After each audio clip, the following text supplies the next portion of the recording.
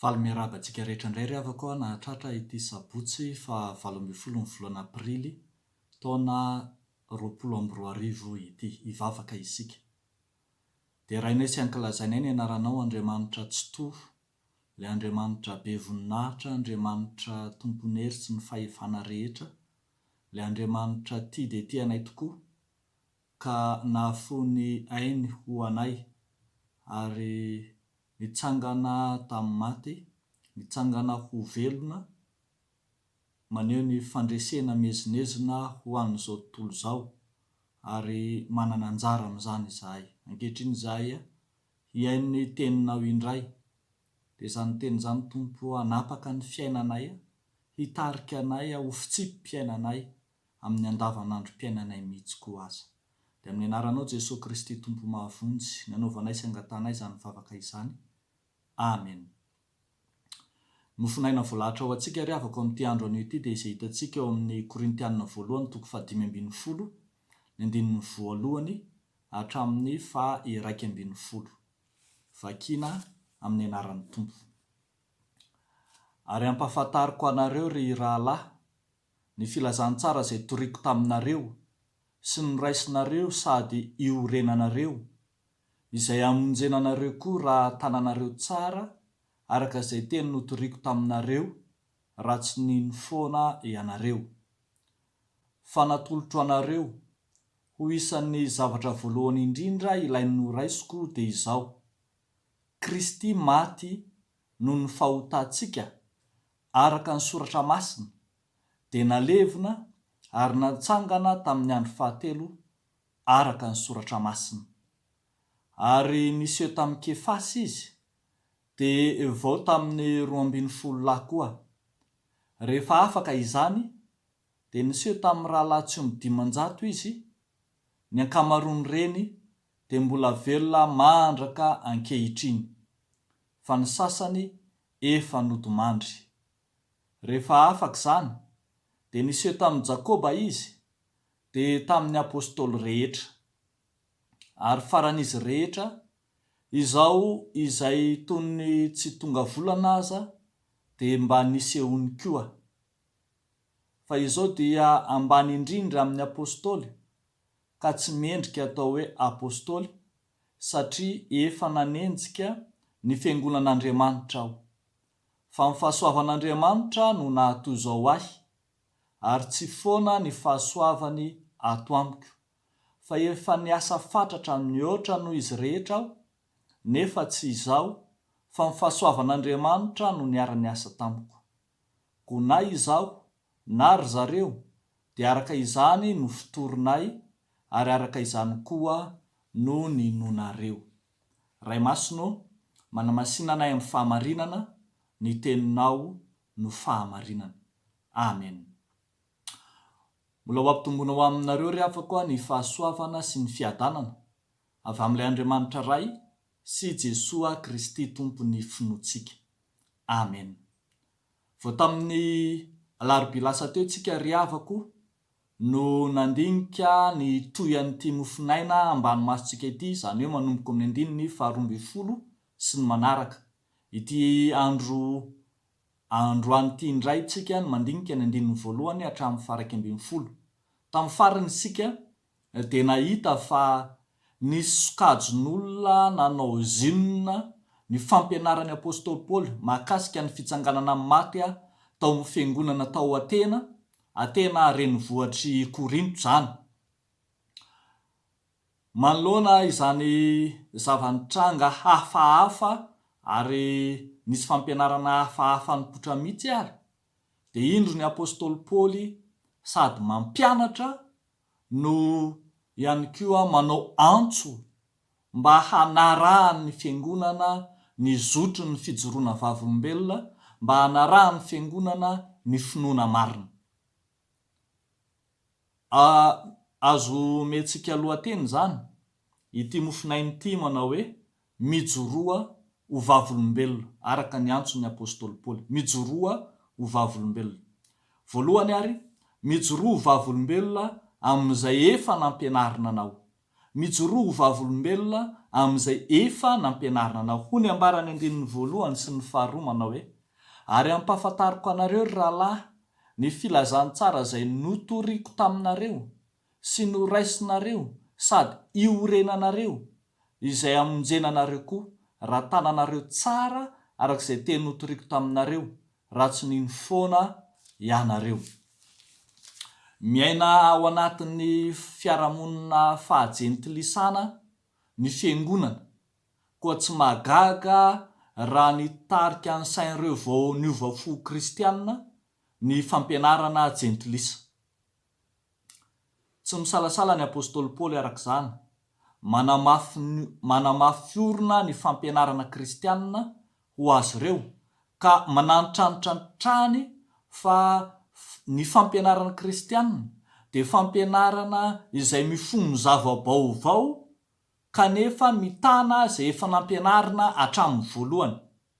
Izany raha teo no maha izy azy ny fampianaran'ny fiangonana makasika ny fitsanganana amin'ny maty ohatra, izay efa hatrany am-boalohany, ary izany raha teo ny fampianarana araka ny filazantsara.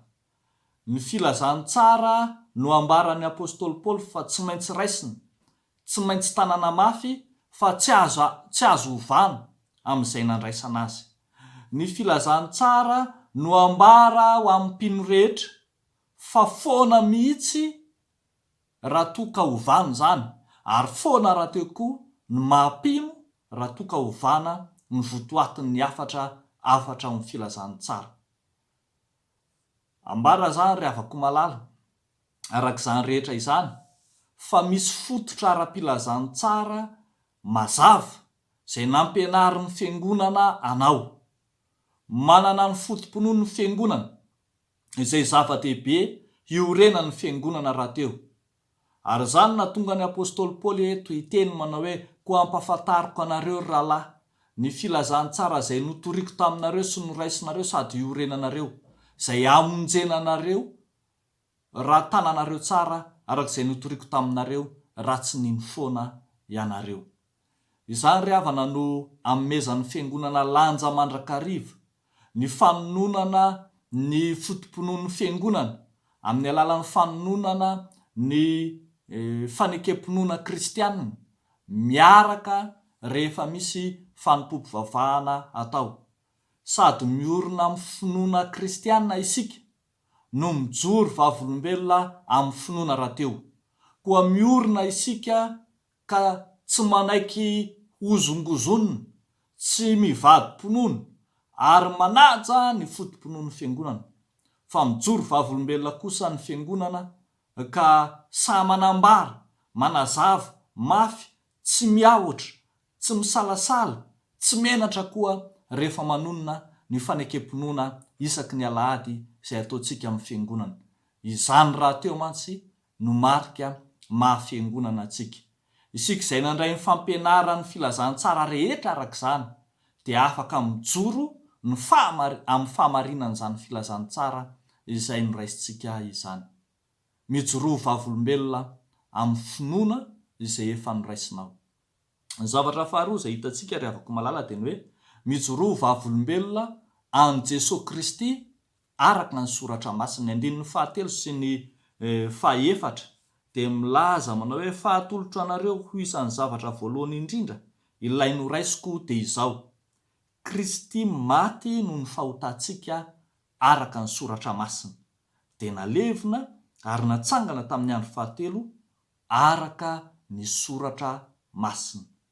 Somary miditra lalindalina kokoa izany eto ny apôstôly Paoly maneho ny tohan-kevitra manazava tamin'ny fiangonana tao Korinto. Miroso amin'ny fanazavana ary raha marina kokoa ary dia manao vaky-batsilana mihitsy ny apôstôly Paoly, manambara ny votoatin'ny filazantsara. Ambarany Paoly eto fa i Jesosy Kristy no votoatin'ny filazantsara. Jesosy Kristy ilay maty, ilay nalevina, kanefa nitsangana tamin'ny andro fahatelo. Ny mameno izany fanambarana izany dia satria izay rehetra voalaza momba ny Kristy dia efa voarakitra sy voasoratra ao amin'ny soratra masina avokoa. Tsy misy afa-tsy Jesosy Kristy arak'izany ny votoaty ny filazantsara. Tsy misy afa-tsy Jesosy Kristy ny fahatanterahan'ny soratra masina. Izy ny fahatanterahan'ny faminaniana mesianika. Izy ny filazantsara. Izy ny vaovao mafaly. Izy raha teo ny votoaty ny famonjena. Mampatsiaro antsika izany ry havako malala ilay fanambarana mezinezina nataon'i Jesosy Kristy. Raha namaky ny bokin'i Isaia tao amin'ny tempolo tao Jerosalema fahizay izy, ka ny teny manao hoe androany nefa tanteraka eto aminareo izany teny izany. Izy no nilaza tena fa fahatanterahan'ny soratra masina.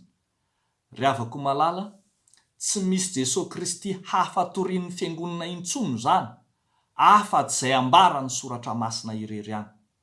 Manoloana ny zava-misy ankehitriny ny amin'ny vaovao nahely momba ny fahitana makasika an'i Madagasikara, miteny amintsika ny soratra masina.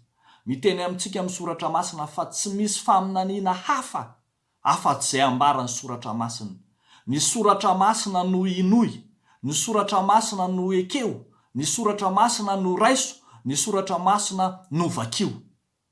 I Jesosy no efa nilaza fa indro izy isy ilaza aminareo, indro ary Kristy na indro aty Kristy, za kosa milaza aminareo izy, aza makany, aza makany. Ko nahoana isika fiangonana no andeha hidododony amin'izay sokajin'olona samihafa milaza ny tena fa manao fanambarana, ankoatran'izay fanambarana efa mazava ao amin'ny soratra masina. Koa ambara ry havako malala fa tsy izay rehetra milaza sy miresaka momba an'Andriamanitra akory dia avy amin'Andriamanitra. Tsarovy fa Satana koa mba miresaka an'Andriamanitra. Saingy izao, Andriamanitra efa nilaza, efa nanambara ny soratra masina araka izay hitantsika ao amin'ny Baiboly.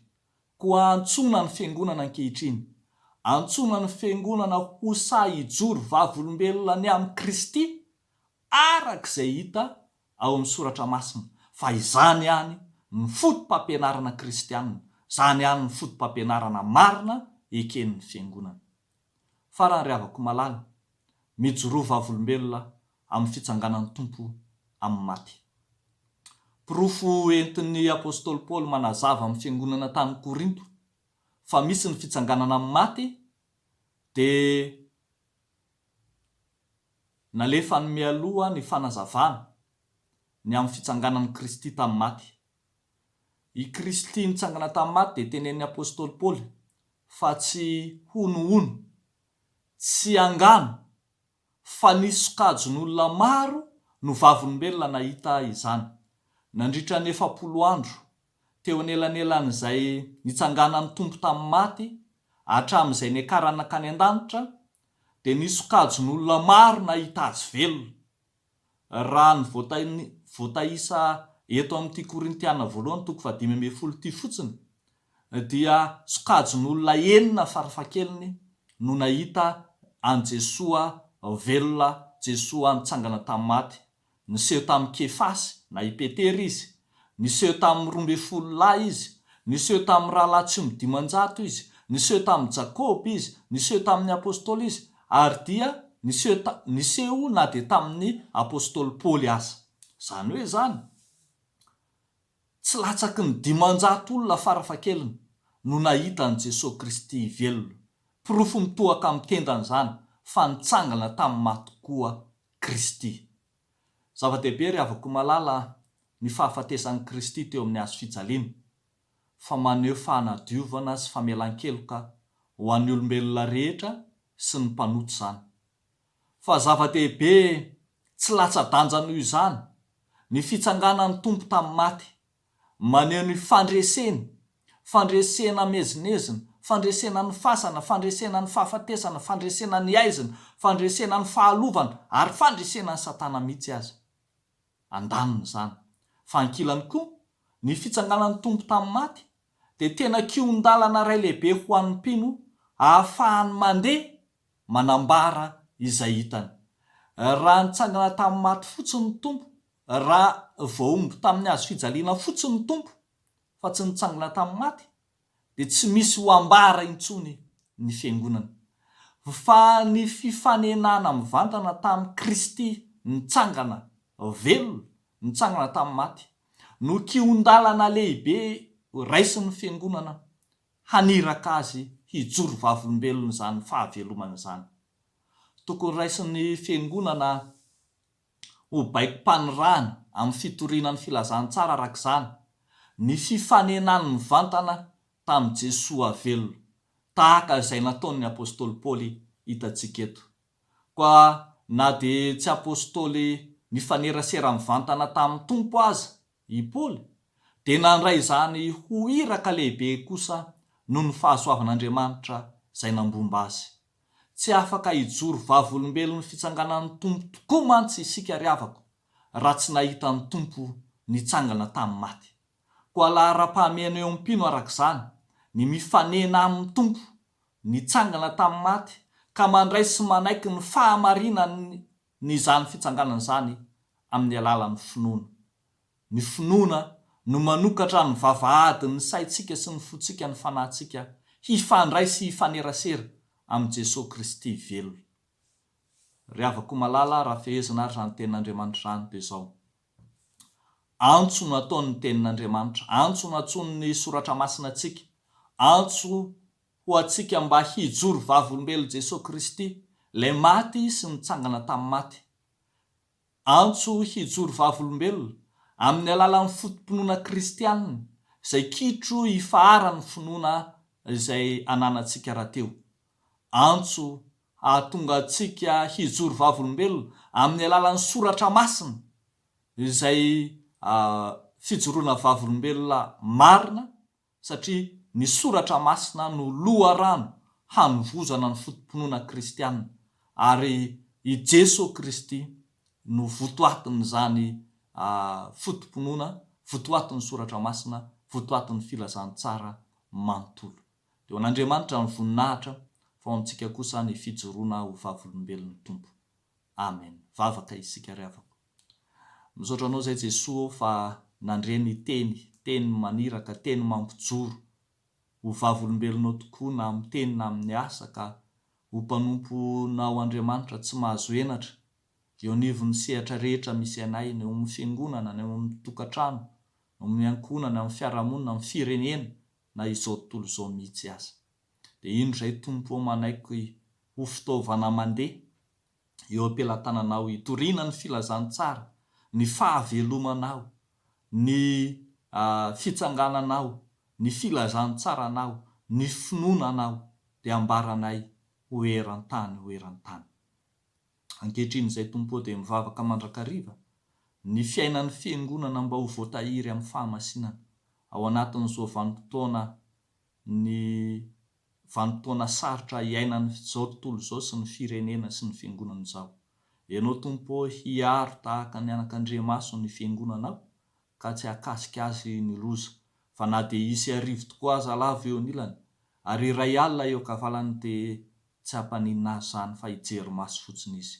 Fa ny fahasoavanao tokoa Andriamanitra no handrakotra ny fiainan'ny fiangonanao ka hiaro sy hitsinjo hijery mandrakariva amin'ny zavatra rehetra. Dia amin'ny anaranao Jesosy Kristy mahavonjy nanaovanay sy angatanay izany vavaka izany. Amen.